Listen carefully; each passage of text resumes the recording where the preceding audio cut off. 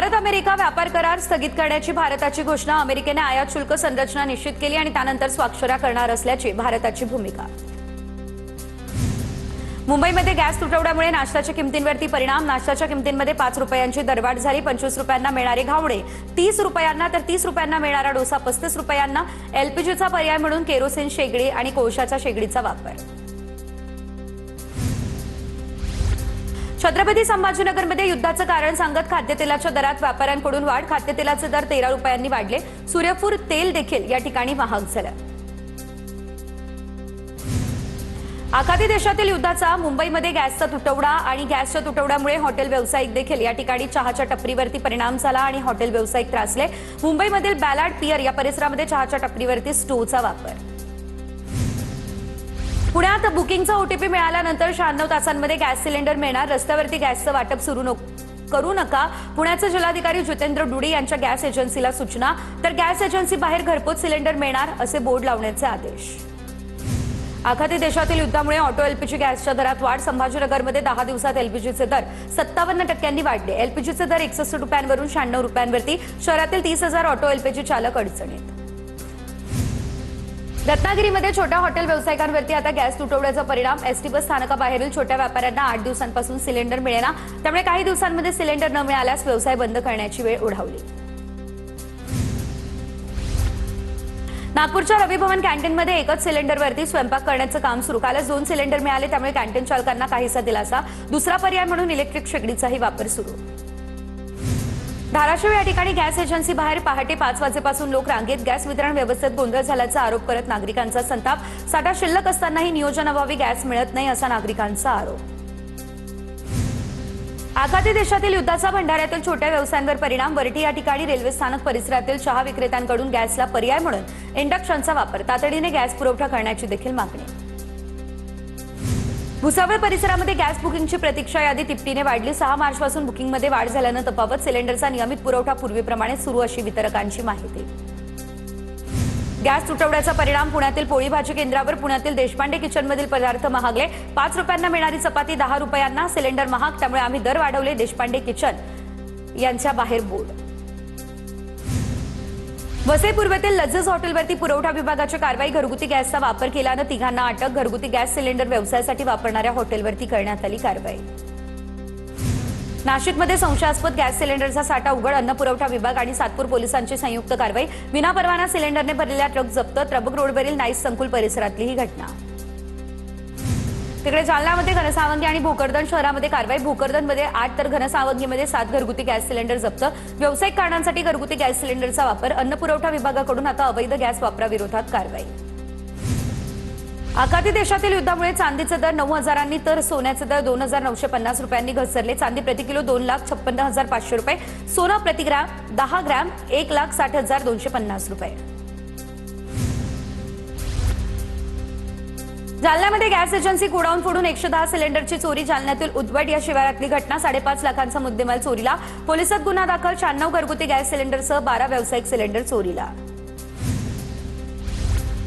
मुख्यमंत्री देवेंद्र फडणवीस उद्या दिल्ली दौऱ्यावर। मुख्यमंत्री केंद्रीय संचलन समितीच्या बैठकीला उपस्थित राहणार। तर 5 राज्यातील तिकीट वाटपासंदर्भात भाजपची बैठक।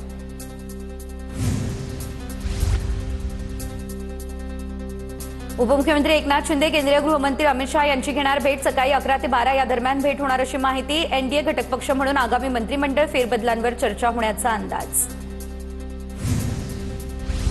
केरळ विधानसभा निवडणुकीसाठी महाराष्ट्र भाजप जोर लावणार। तर राज्यातील जवळपास 55 भाजपचे आमदार केरळमध्ये प्रचारात उतरणार अशी देखील सूत्रांची माहिती।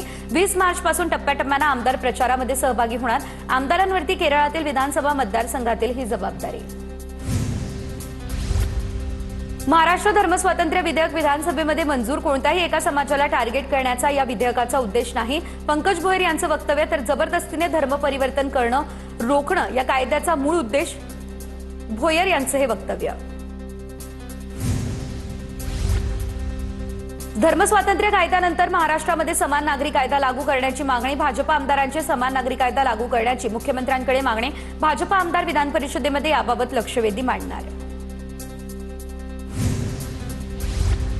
बारामती पोटनिवडणूक बिनविरोध व्हावी, खासदार सुप्रिया सुळे यांच्याकडून ही भूमिका स्पष्ट. सुनेत्रा पवार यांच्या विरोधात आमचा पक्ष उमेदवार देणार नाही असं केलं स्पष्ट. तर बिनविरोध निवडणुकीसाठी मुख्यमंत्र्यांनी चर्चा करायला हवी, संजय राऊतांचं वक्तव्य.